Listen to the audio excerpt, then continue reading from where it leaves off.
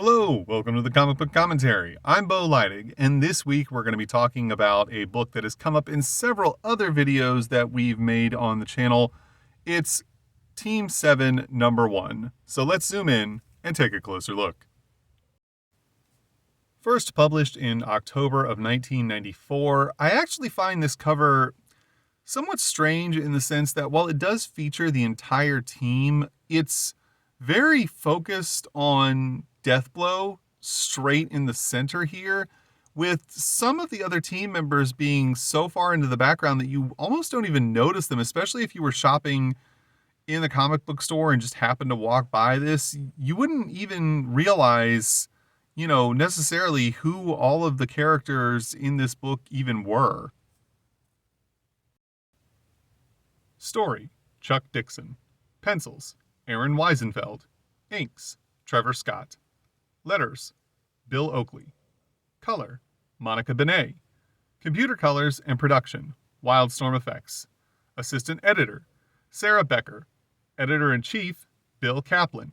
Cover by Aaron Weisenfeld and Trevor Scott. We see here on the very first page the team jumping out of a helicopter, guns blazing, going into battle, being led by Deathblow front and center.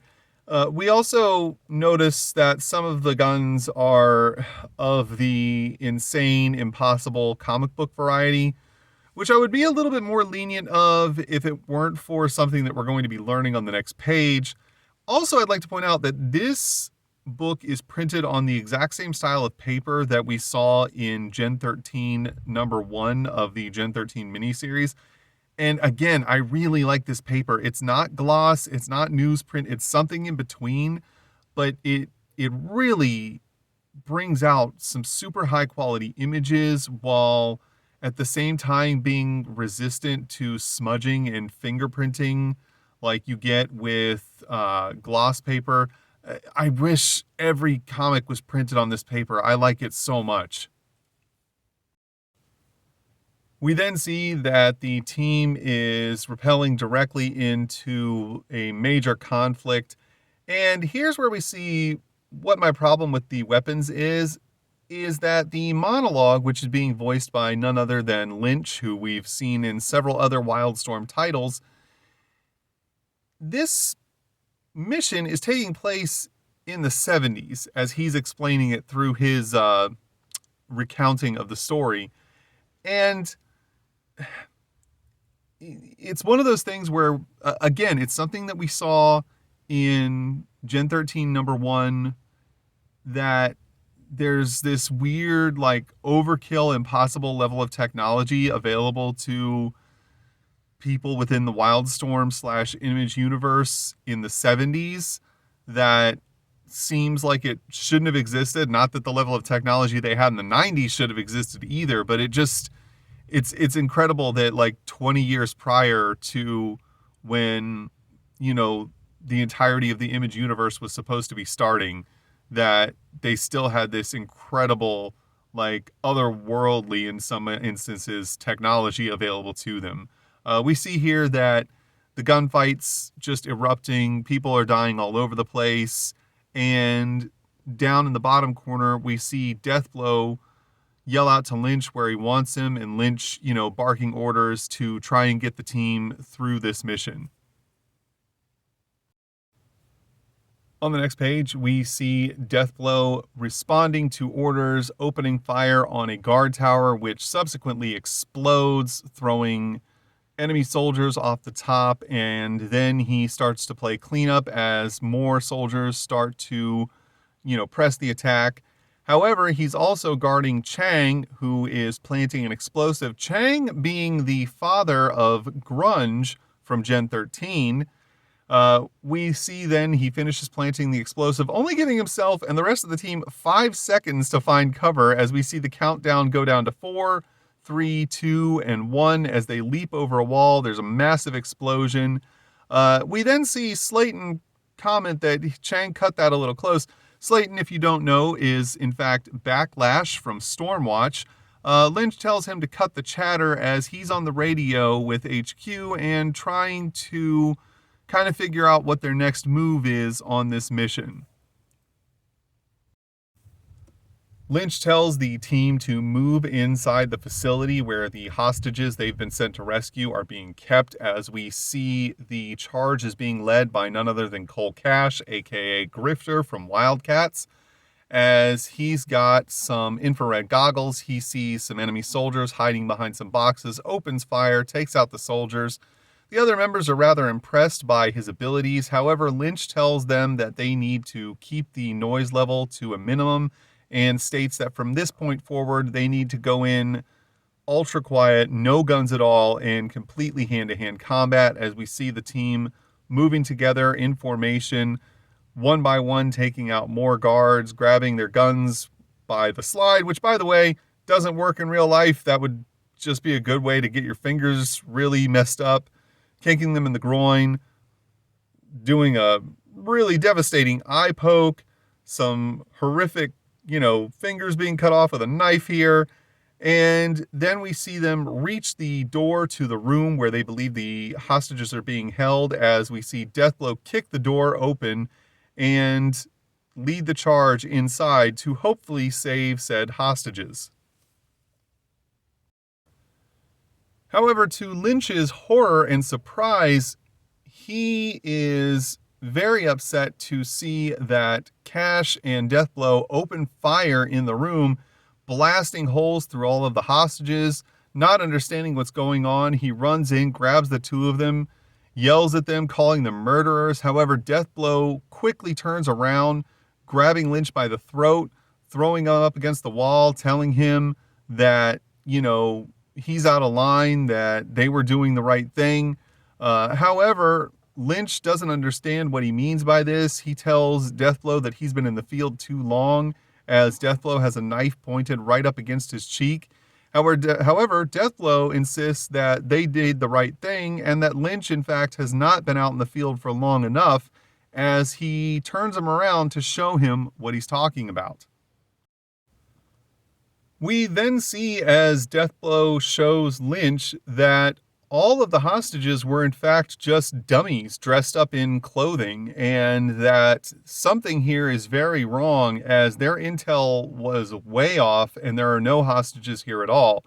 Deathblow, very upset, believing that this is some kind of setup along with Cash.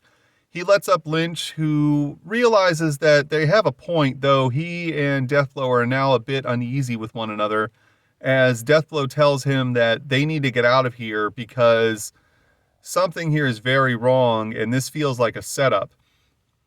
However, Lynch is one step ahead, as he radios back to HQ that he wants the entire square kilometer of where they are just completely carpet bombed. This is rather shocking to the rest of the team, as they ask Lynch what he plans on doing to get them out of here alive, as they'll all certainly be killed by the explosions. However, Lynch says that the intel that they have shows that there's a reinforced sub-basement underneath this facility that they can use to take cover. Unfortunately for Lynch, and Cash brings this up, the intel they've had so far has not been terribly reliable, and he doesn't believe they should be relying on that intel for the existence of the sub-basement. However, Lynch seems convinced that it exists, and he leads a charge going down a staircase, fighting their way to the lowest levels to survive the incoming bombardment.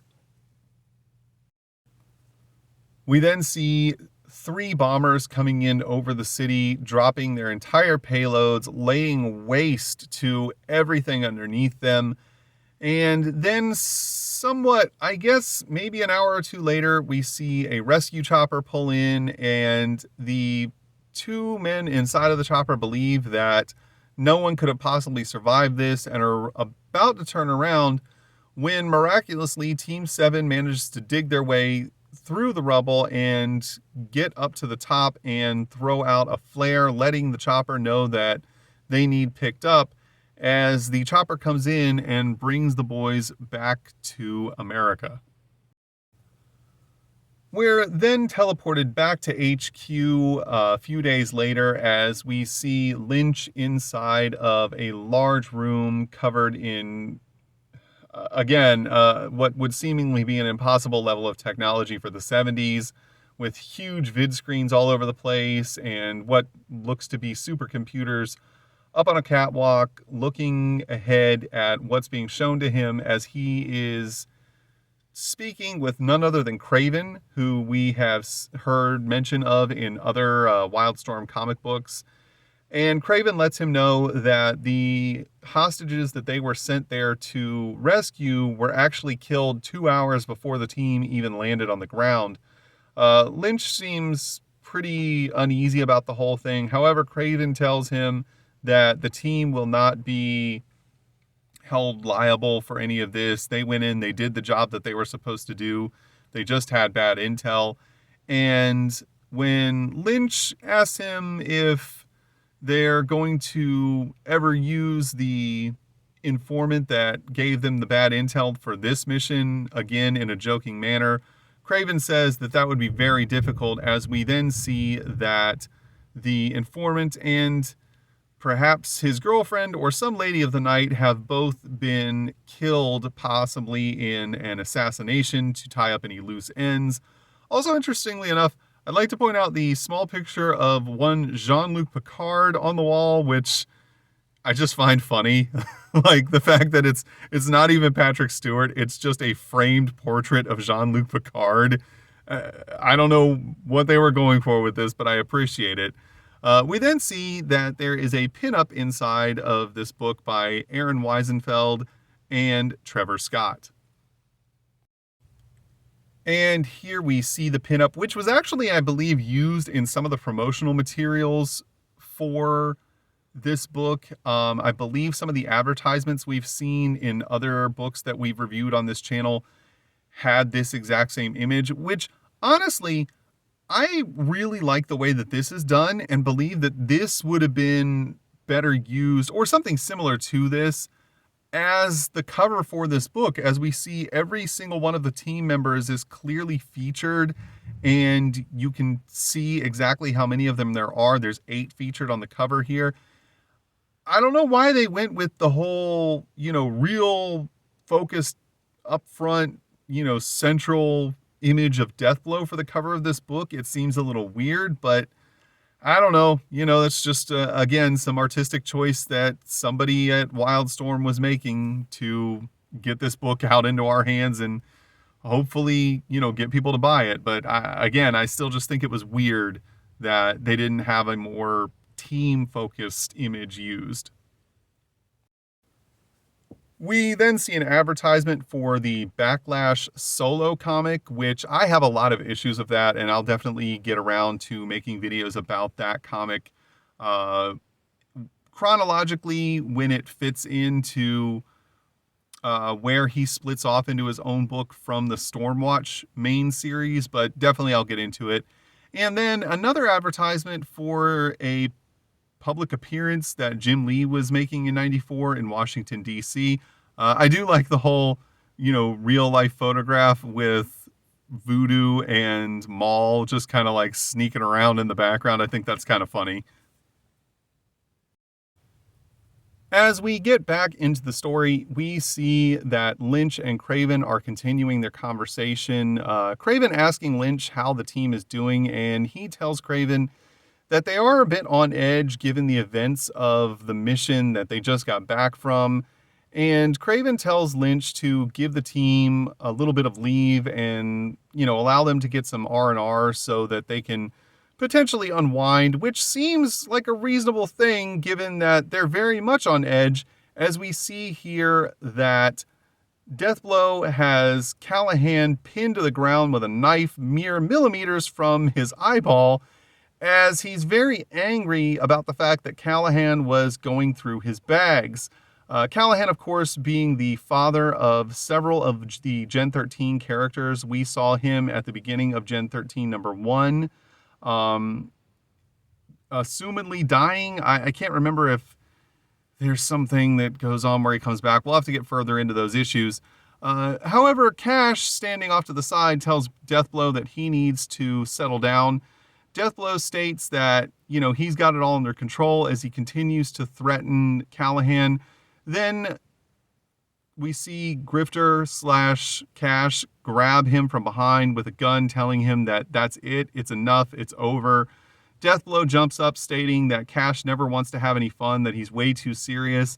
As we see Cash turn to walk away, Deathblow throws the knife at the back of his head, which Cash spins around and catches between his two hands, throwing it down into the floor, and then turning and walking out of the room as we see other team members, I believe this might be Slayton, kind of state that, Cash is a spooky dude, which, Deathblow confirms that he is one of the, most skilled and top-notch members of the team.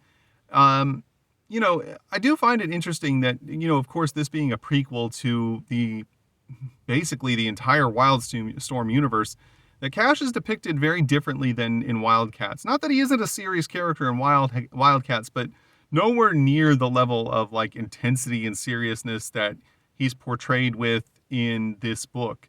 Also, I'd like to point out that we see here that Cash is wearing a shirt as he's leaning up against this pole, but in the 2 seconds that it takes him to go over and grab Deathblow from behind, suddenly his shirt is missing.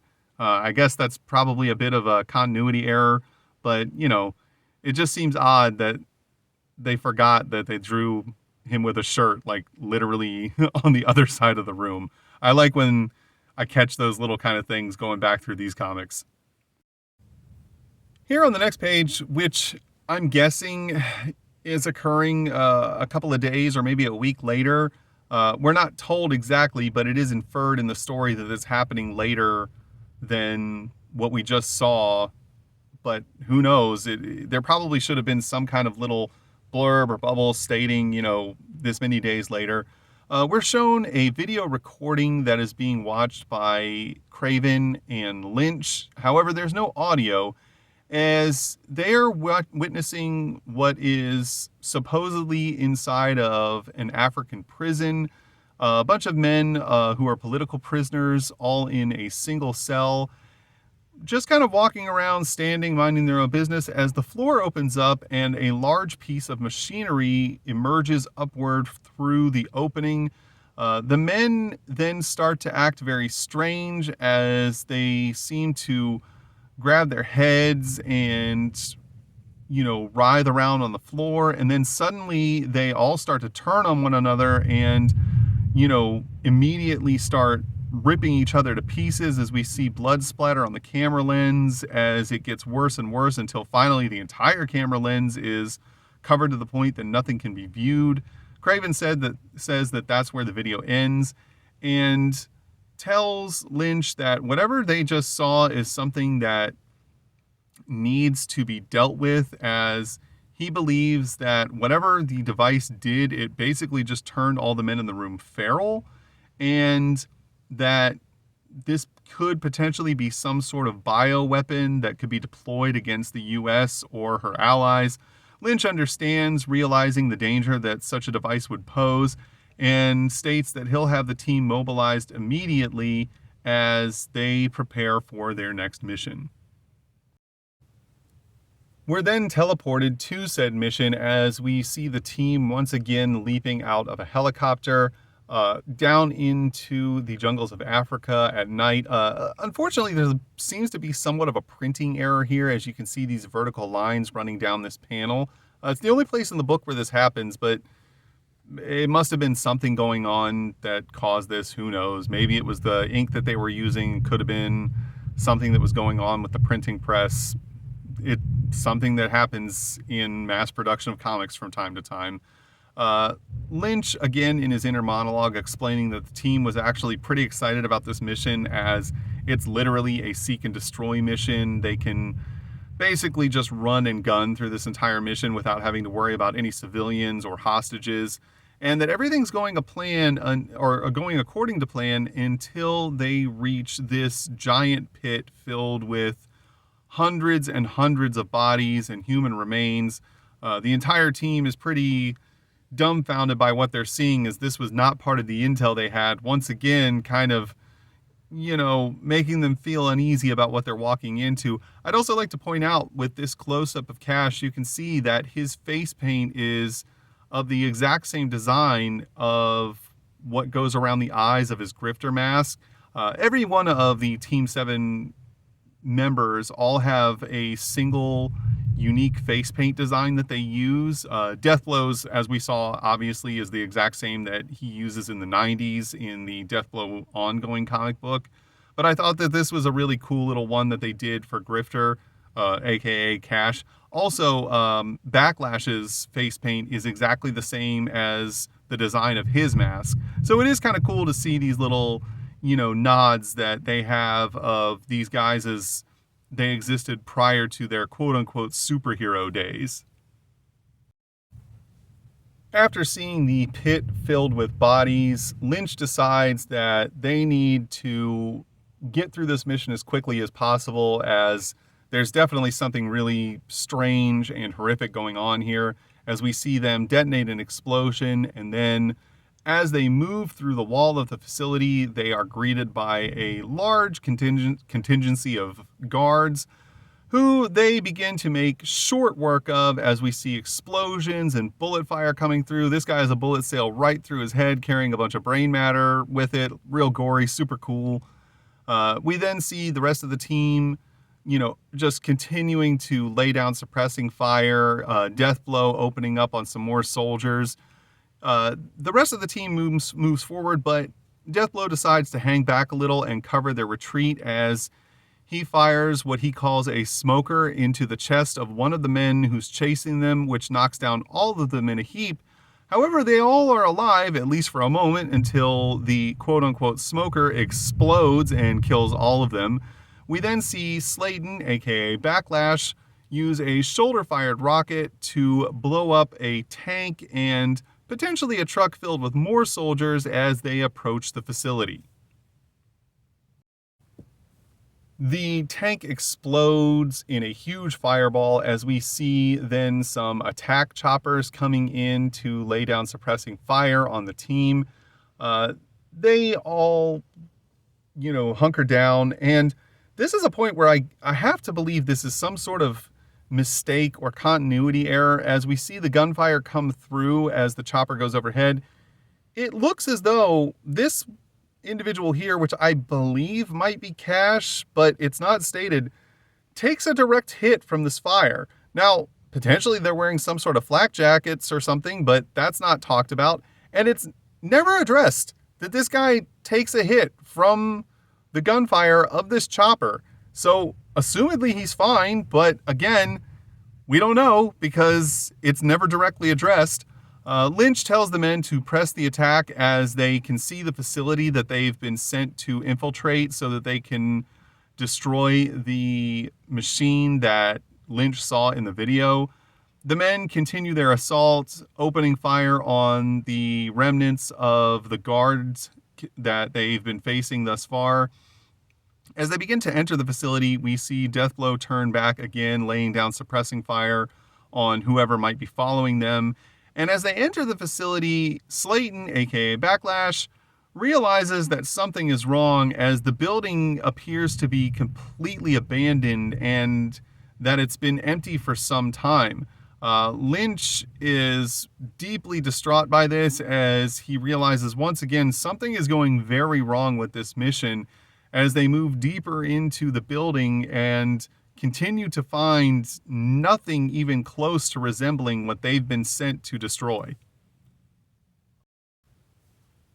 Realizing that once again something is very wrong, Deathblow understandably is extremely upset as he pulls out his gun and shoots a can across the room, stating that if their intel is bad again, he is going to have some real strong words for the higher-ups when they get back to base. Slayton then states that he doesn't believe there was ever any kind of biolab facility in this building. The realization of all this crashes down on Lynch as he states there should have been something here, that the intel can't have been wrong again. However, he's cut off when he suddenly hears an odd sound that he asks if anyone else is hearing. Then in his inner monologue, he states that he didn't realize what the sound was, but why would he, as the video that he watched with Craven had no audio, as the machine from the video starts to rise up through the ground through a trap door and emits some sort of strange hissing that knocks all of the men unconscious as they fall on the ground. And that is the end of this part of the story, as it is to be continued in the next issue. On the last page of the book, we see an advertisement for the WildC.A.T.S cartoon coming to home video from Sony. Interestingly enough, this image is not drawn by the illustrators for the TV show, and it's not an image that's taken from the TV show itself. This is actually a unique image that is drawn by Jim Lee for the, I'm guessing, advertisement, but also the cover of the WildC.A.T.S VHS, although I could be wrong, as I've never actually seen a copy of the WildC.A.T.S cartoon VHS in the wild. So if I'm wrong, let me know in the comments. I would like to point out, though, I find it interesting that while Jim Lee did pencil this drawing for the advertisement, he did put Voodoo in the costume that she was featured in the cartoon, which was quite a bit different from what she wore in the comics, trying to make it a little more conservative, I guess, which seems odd given that Zealot is still dressed super skimpy. I don't know. Just one of those weird little things that, differed from the comics to the TV show. And then on the reverse inside cover, we see another advertisement for Blackthorn, which came out in '94. I never played Blackthorn. I would like to play Blackthorn at some point if I ever get my chance to. I just want to know what the game was about. If you had this game, let me know what it was about, because I never knew anybody who had Blackthorn growing up. So I can't imagine it sold all that well, as I've never seen a copy of it ever in the wild. Who knows? Maybe it's super collectible today. And that was Team 7 #1. I gotta be honest, I'm typically not a huge fan of prequels, just because there's no real suspense, because you already know what happens. However, I found myself really enjoying this book quite a bit, mostly because of the backstory that it's giving us to a lot of Wildstorm characters. Every single member of Team 7 that's featured in this book have all been featured, or at least made reference to, or had references made to them in all of the Wildstorm books that we've seen on the channel up until this point. Whether it be Stormwatch or Wetworks or Gen 13 or Wildcats, it is cool to see, where these characters came from or how they pertain to stuff that happens in future books. Despite the fact that not every single team member was named in this book, they will be eventually. They are all characters that, play a role in what we see later on. And I just thought it was a really cool idea for, Jim Lee and the rest of the team over at Wildstorm to, create a self-contained story that has much broader implications and kind of explains where a lot of the stuff that happens in, the 90s was getting its start from. Most notably, what happens to the team at the end of this book, as that will play a major role going forward, specifically in the Gen 13 narrative. But again, is it the greatest comic book in the world? Probably not, but I still found it really interesting, especially, given my typical disdain for prequels. But these are just my opinions. Your opinions may vary. You might have thought this book was terrible, or perhaps you thought it was the best comic you ever read. But either way, it's fine. Everyone's entitled to their own opinion. If you enjoyed today's video, please feel free to like, comment, and subscribe. And thanks for stopping by. Have a great day.